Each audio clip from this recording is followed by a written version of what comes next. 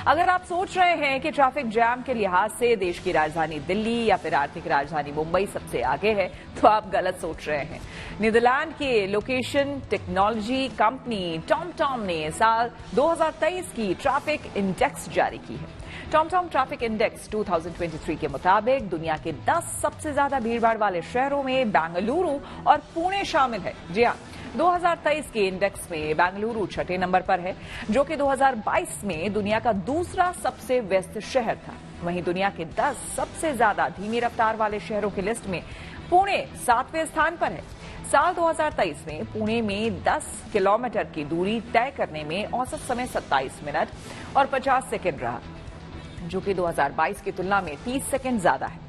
Report में बताया गया कि साल 2022 में बेंगलुरु में 10 किलोमीटर का सफर तय करने में लगभग 30 मिनट लगते थे, लेकिन 2023 में इतनी ही दूरी तय करने का समय घटकर 28 मिनट हो गया। 2023 में बेंगलुरु में यात्रा के लिए सबसे खराब दिन 27 सितंबर था, जब 10 किलोमीटर की दूरी तय करने में लगभग 33 मिनट लगे। रिपोर्ट के मुताबिक बेंगलुरु के लोगों ने एक साल के दौरान ट्रैफिक में 132 घंटे बिताए और औसतन 18 किलोमीटर प्रति घंटे की रफ्तार से गाड़ी चलाई, जो कि 2022 में 14 किलोमीटर प्रति घंटा थी। टॉमटॉम ट्रैफिक इंडेक्स 2023 में लंदन को दुनिया का सबसे धीमा शहर बताया गया, जहां 10 किलोमीटर की दूरी तय करने में 37 मिनट 20 सेकेंड का समय लगा। इस लिस्ट में दूसरे नंबर पर डबलिन है, जहां 2023 में 10 किलोमीटर की दूरी में 29 मिनट 30 सेकेंड का समय लगा, जबकि कनाडा का टोरंटो तीसरे नंबर पर है, जहां 10 किलोमीटर दूर जाने में 29 मिनट लगे। वहीं सर्वे में दिल्ली दुनिया का 44वां भीड़भाड़ वाला शहर रहा, जहां 2023 में 10 किलोमीटर की दूरी तय करने में औसतन 21 मिनट और 40 सेकेंड का समय लगा, जबकि लिस्ट में मुंबई 54वें नंबर पर है, जहां पर 2023 में 10 किलोमीटर की दूरी तय करने में औसत समय 21 मिनट 20 सेकेंड था। देश के बड़े शहरों में भारी ट्रैफिक की वजह से गाड़ियों की धीमी रफ्तार को लेकर हमने कुछ लोगों से बात की और उनकी राय जानी। क्यों मतलब इतनी ट्रैफिक हो रही है आपके? ओवर पॉपुलेशन, क्योंकि बाहर से लोग यहाँ पे आते हैं पढ़ने के लिए, एजुकेशनल हब है, इसलिए। ये ट्रैफिक कम करने के लिए क्या करना चाहिए?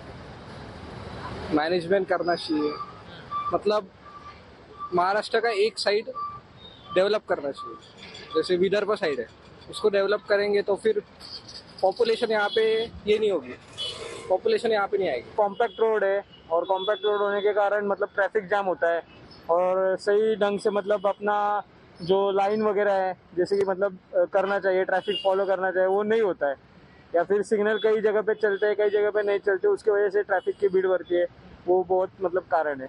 जिम्मेदार कुछ हद तक पब्लिक भी है, कुछ हद तक प्रशासन भी है, और दोनों को मतलब कैसे ताली एक हाथ से नहीं बजती, वैसा दोनों का मतलब प्रॉब्लम है इसमें।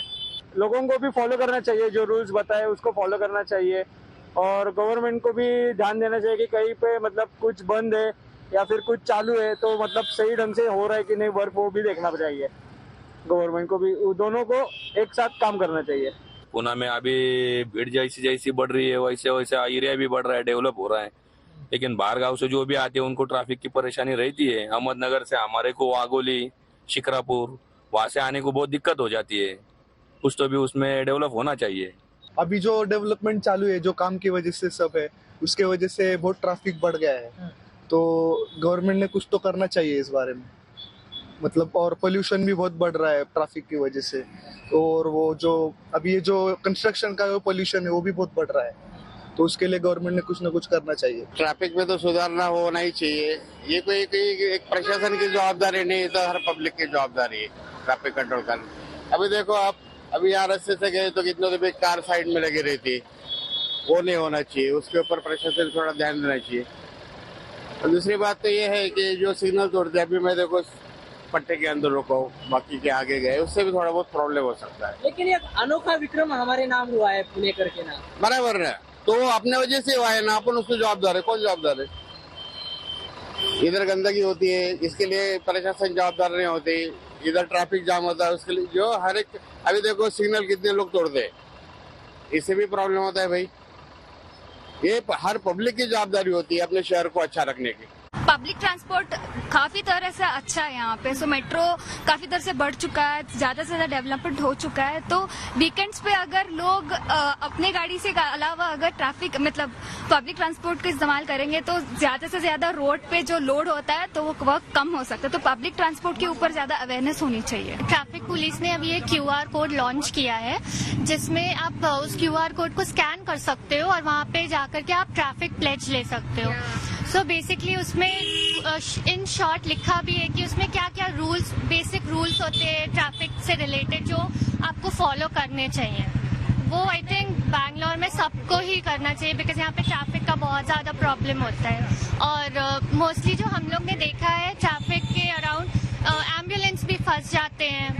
तो इस एस्पेक्ट से भी बहुत प्रॉब्लम्स हमने देखे हैं। ये समझना कि पब्लिक की गलती है या फिर ट्रैफिक, किसका ब्लेम, लाइक ये सोचना से ज्यादा अपना रिस्पॉन्सिबिलिटी हम निभाए और ट्रैफिक पुलिस सिस्टम वो अपना रिस्पॉन्सिबिलिटी जो निभा रहे करेंगे तो बैलेंस रहेगा। ट्रैफिक का मेन रीजन यही है कि हाँ like people use more of the petrol cars and if they like मतलब छोटे डिस्टेंस के लिए अगर वो यूज करना स्टार्ट करते हैं बाइसाइकिल्स और लाइक EVs एंड ऑल, तो हाँ ट्रैफिक भी कम हो जाएगा and it will be sustainable. Traffic खराब है mainly because of infrastructure and I guess Bangalore has grown, बहुत तेजी से बढ़ गया, बहुत तेजी से बढ़ा है और इतना तेजी से इंफ्रास्ट्रक्चर नहीं बढ़ा। सो वही रीजन है। मुझे मेन रीजन ये लगता है कि बैंगलोर डिजाइन ही नहीं हुआ था इतने ज्यादा पॉपुलेशन के लिए और IT बूम के कारण इतने लोग आ गए कि you know that is what it's very badly right now. Like I am coming from Yelahanka और सबको पता है कि बैंगलोर में हम लोग किलोमीटर में डिस्टेंस नहीं घंटे में डिस्टेंस बताते हैं, 1 घंटा लगेगा, राइट? कितना दूर है? 1 घंटे का रास्ता है। सो यही हमारा सिचुएशन इस समय।